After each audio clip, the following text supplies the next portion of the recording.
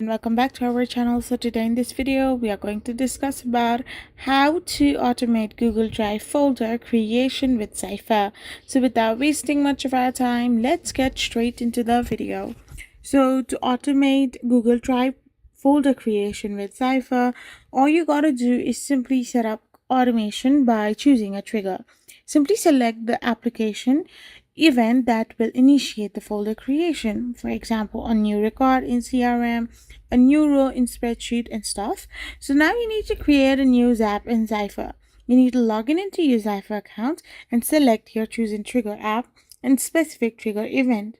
Now you need to connect your account for the trigger app and the test trigger to ensure it's working.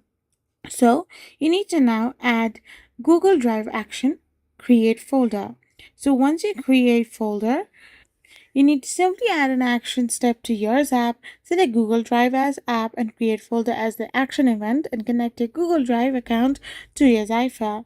After this, you need to configure your folder details like drive, parent folder, folder name, and test and activate the chat. I hope you found this video helpful, so don't forget to hit that subscribe button and do give us a thumbs up. We will be back again with more informative videos. Thank you for watching.